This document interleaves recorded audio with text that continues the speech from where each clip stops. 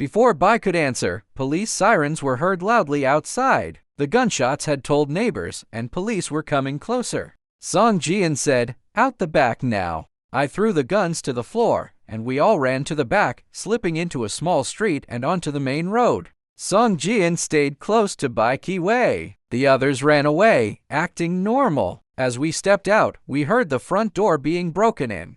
I thought, very close call. Getting caught by the police would have been a big problem. After a few streets, Song Jian winked at me. "Kiwei, your connections are wide. Have you heard anything about a man who looks like me with a woman?" I added, "The woman is Red, the one you kidnapped." Bai Kiwei said, "I got a report you came with a woman, but the driver said old man Bai's direct phone line told him to pick you up." I doubted the first report. Song Jian asked strongly, "No way to find them now?" Bai Kiwei smiled in a mean way. "No experience wins, huh? Why ask me?" Song Jian made an angry sound. "Keep talking, and I will drag you back to your father." Bai Kiwei's face, which showed he would not give up, turned pale, and he became quiet. I said, "Brother Song, I have a question for him." Bai Kiwei tilted his head up quiet. I asked strongly, "That mid-autumn night on Clear Tranquility Peak, you set me up with drugs. Are you the drug boss the police cannot catch?" He looked very angry. "Nonsense! Do you think so little of me?" His reaction seemed real, so I asked, "Then where did the drugs come from?"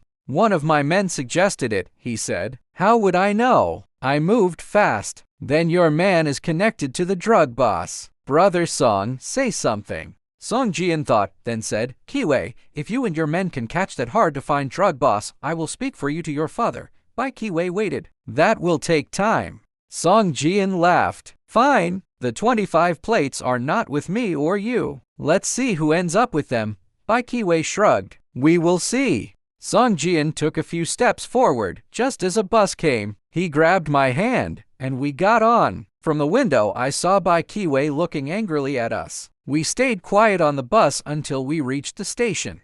In a restaurant, we sat, and Song Jian leaned in, whispering, "Brother Wei, with all 25 plates, they will know where the money is hidden. They will leave the city. We need to find where they are going. Any ideas?" I thought of Peter Huang. "Got it." I stood, called his number, and said my name. Peter's voice was shocked. "You dare call me?" I blinked. "Why would I not?" "You are in big trouble," he said. "A submachine gun was fired at your house. The police asked me about where you were. They are watching everywhere you go. Get out while you can." My heart sank. "Forget that for now. I need your help. Tell me," he urged, "check if a man and woman, Song Fu and Red Wang, using a U.S. passport, bought plane or ship tickets out of Hong Kong. I will call every 6 hours." Peter sighed. "Fine, but hang up fast. The police might find this." I dropped the phone and went back to the table. "Brother Song, the police are hunting me. If I am caught, you will have to go alone." "No way," Song Jian said. "Let's go to your diplomat friend." His words gave me an idea. We left the restaurant, called a taxi, and went fast to Consul G's office. Inside, I felt easier. G met me quickly, and I told him our situation. He agreed to help, taking me to see Qin Zhengqi in a rich room meant for important people. Qin complained about the soft bed and language problems. I explained how I had pretended to be him, then slept a few hours before calling Peter again. Peter's answer was no clues. With no other choices, we rested. Consul G checked on us, remembering how we met a true friend. The next morning, I looked at the newspapers. The police, probably wanting to avoid panic, said the event at my house was guns found in a rich area, keeping it unclear. I called Peter again. This time, he had news. A man and woman matched our description, but the man used a Japanese passport under Takataro Sakata, not Song Fu. Since Song Fu had been gone for a long time, a new name was not surprising. They were going to Manila on a flight at 11:47 a.m. today. I discussed it with Song Jian. Consul G, using his connections as a diplomat, got 2 plane tickets and arranged for us to board safely. The problem was how to handle Song Fu on the flight and avoid police finding us between G's place and the airport. We decided I would go first, Song Jian following, meeting at the airport. At 9:00 a.m., I left G's hiding place. No one seemed to be watching. In G's car, I reached the airport by 9:47 and sat in the restaurant. But as soon as I did, 2 men sat across from me. I stood, surprised, only to hear Inspector Cheng's voice behind me. Mr. Wei, no need to get up. Sit. I sat back down. Cheng, in normal clothes, sat beside me. His face was serious. You are getting out of control. I forced a smile. Inspector, your speed is amazing. We have known your movements, he said. We were just a step behind, letting you escape for a night. Why are you asking Peter about Takataro Sakata and Red Wong? So Peter told on me, I said. Don't blame him, Cheng replied. How else would we know? I became angry. Then how did you find me? No harm in telling you, he said. We have been watching you. After you disappeared for 3 days, we looked everywhere you usually go. Your calls with Peter were recorded. Wei, what happened at your house is serious enough for big charges. I stretched casually. Is it? His face became dark. Still saying no? I spoke quietly. I need to speak alone. He looked, then waved away the 2 police officers in normal clothes.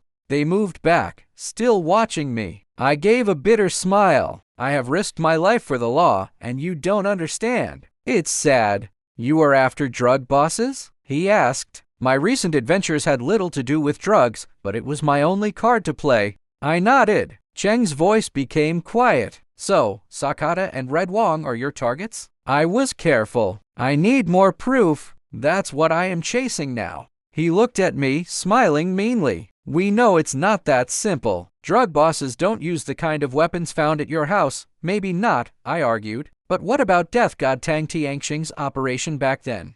Cheng stopped quiet, then said, Mr. Wei, be careful. I breathed out, relieved. He was believing it, letting me go to the Philippines. He stood and walked off. I stayed in the restaurant, smoking and thinking about the situation. With Baikiwe's cleverness and connections, he would probably find out Song Fusakata's destination and follow to Manila. Song Jian and I were ready with our plan. The police, believing this was connected to a big drug case, would probably send detectives on the same flight. 4 groups, us, Baikiwe, Song Fu, and the police were now in a very risky game. I had no idea who would win. Time passed. A middle-aged man with a briefcase and wide black glasses came into the restaurant. I stood, going to the restroom, taking out Old Man Bai's special handgun. Its red light blinked. I pressed a button and Song Jian's voice made a crackling sound. How is it going? I quickly told him about the meeting, then asked, Did you bring the disguise kit? The man who came in with a briefcase, looking like a rich merchant, was Song Jian. In the restaurant, he used the radio to contact me. I brought it. Should we act like strangers? Exactly, I replied. The police don't know we are together. Baikiwe does, but if I leave a mistake in my disguise for him to see, he will focus on me. If I ignore you, he will lose track of you. Song Jian agreed. Smart. I left the disguise kit on your table. Grab it and use it. I added, Brother Song, on the plane, if you need to talk, use this method. He made a low sound to show he understood. I turned off the radio, left the restroom, and went back to my table. A paper package was there. Song Jian sat at another table, eating food very fast. I ordered a meal, looking around the crowd subtly. A fat man was watching me, exchanging hand signals with another man, probably police officers in normal clothes. They had focused on me. Even with a disguise, they would probably follow me, but that was good for us. I would be the clear target, making Song Jian the secret advantage we could use later. I watched for a while, noticing only these 2 police officers were assigned. The fat man's practiced moves showed he was smart despite his size. My relationship with the police was sensitive. I did not want them to know the full story but hoped for their help if needed. As takeoff time came closer, Song Jian and I entered the waiting area separately. Most passengers for the flight were there, but I did not see Song Fu or Red. On the way from the restaurant to the waiting area, I quickly put on my disguise, skin-colored silicone pads on my cheeks, making my cheekbones higher, and short, thick fake eyebrows glued with skin-colored tape. In just a minute, I changed into a thin, hard-faced man with a threatening look. Modern disguise methods, unlike old ways of painting faces, were much better. Even Red would not recognize me. Feeling confident, I walked around the waiting area, looking rudely at every woman. I knew Song Fu and Red could also be disguised, making them hard to see. After careful looking, I decided they had not arrived. With only 10 minutes until takeoff, the gate's flight attendant was getting ready to check tickets. I caught Song Jian's eye from far away, pretending to make a phone call. He nodded and left quietly. Within 2 minutes, a sweet voice came over the loudspeaker. "Mr. Takataro Sakata, you have an urgent long-distance call. Please go to the phone." It was repeated twice. I noticed the 2 police officers in normal clothes became tense, and I was also nervous, but no one in the waiting area moved to take the call. Songfu was definitely here, but he was too clever to fall for the phone trick. My plan to make him show himself failed, and panic started. If we could not find Songfu and Red before boarding, any sudden problem on the plane would surprise us. I quickly thought about it and went to the gate, finding a flight attendant. In purposely broken English, I said, "I heard someone call for Takataro Sakata to take a phone call." "Yes," she replied. "Are you Mr. Sakata?" "Oh no," I said. "Sakata is an old friend. We have not seen each other in over 20 years. I did not know he would be here, and I would not recognize him now. Could you give me his seat number so we can meet again?" The beautiful flight attendant did not suspect anything, giving a sweet smile. She checked her list and said, "His seat is number 34. Should I tell him?" "No, please," I said. "I want to surprise him." The loudspeaker announced boarding, so I gave her my ticket and walked to the plane, carrying my suitcase. As I passed the gate, I heard a lot of noise. A crowd was waving, cheering a very beautiful woman, Hong Kong's first beauty, a famous movie star surrounded by her fans. I got on, found my seat, and sat down. I had asked for a back seat when booking, knowing it allowed me to watch the front while not being noticed myself. Soon after, Song Jian got on, pretending to look out the window. He held his handgun radio, using a hat to hide it, and turned it on. A faint sound came from my device. As he sat and opened a newspaper, I whispered, "Takataro Sakata is in seat 34. Got it?" Song Jian replied, but his voice came back. "Brother Wei, are you joking?" "No way," I said. "Check for yourself," he urged. I put my hat on my lap, looking at the seats until I found 34. I stopped. It was not Songfu, it was the movie star, the first beauty. I sat surprised, could not speak. The flight attendant should not have been wrong, but Songfu could pretend to be anyone except a famous person whose face was in every newspaper and magazine. I thought the attendant had misread her list and looked at the seat next to her. A sleazy Filipino singer, just out of his teens, was trying to impress her with too many gestures. He could not be Songfu or Red. I whispered, "Something is wrong. I will figure it out and contact you." Song Jian said, "I think they did not get on the plane." "No," I argued. "If they took another flight, the police would know. Why are their agents still here?" Song Jian, 7 or 8 steps away, made a sound and hid his face in his paper.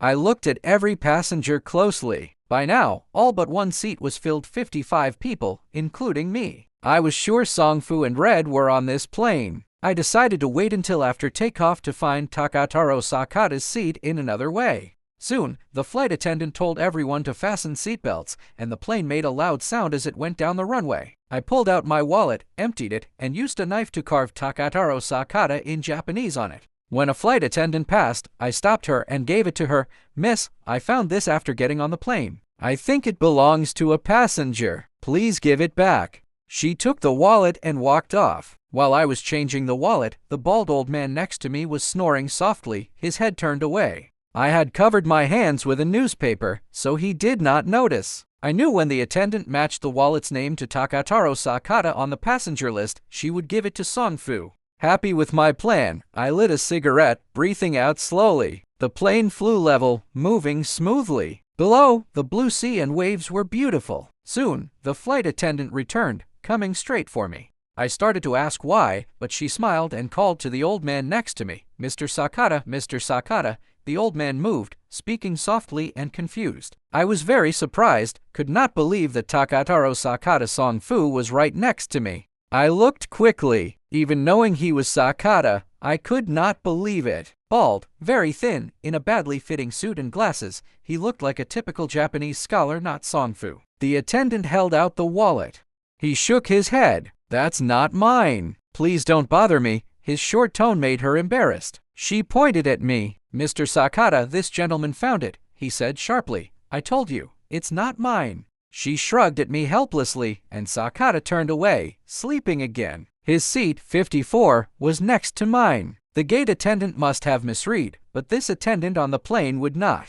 Though he did not look like Song Fu, that was not surprising. A well-made nylon mask could completely change a face. I began watching him closely. His thin face did not match his strong body, a difference that confirmed my suspicions. 30 minutes into the flight, I went to the restroom and told Song Jian. He suggested seat 26, still empty. Might have been Red's, but she probably missed the flight for some reason. Back at my seat, Sakata was still sleeping. Song Jian's guess about Red seemed wrong, so I looked at every female passenger. My eyes stayed on a Japanese woman in her 40s, sitting in front of Sakata. She suddenly turned, looking at me. In that moment, her look reminded me of Red. Even with her unfamiliar face, I was almost sure it was her. I acted calm, and she did not seem to recognize me. I felt a little proud, but what happened next made me confused. The woman called in Japanese, "Professor Sakata, Professor Sakata." Sakata moved. "Don't disturb me,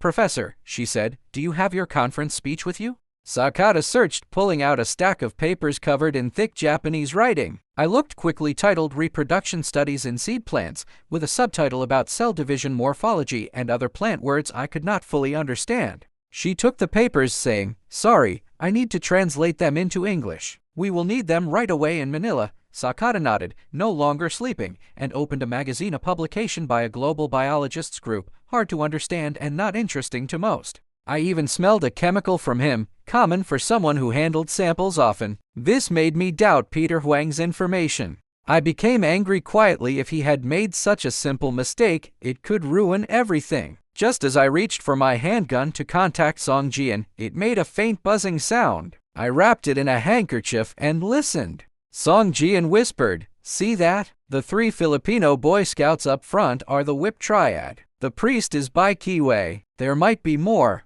I nodded, careful. Even if I doubted the man next to me was Song Fu, I had to stay sharp. I stepped away again, whispering, "The guy next to me does not seem like your brother." Song Jian argued, "I think he is." I told him what I saw, and he said, "Keep watching. Test him." I agreed, put away the handgun, and went back to my seat, pretending to be interested in Sakata's magazine, leaning over to look.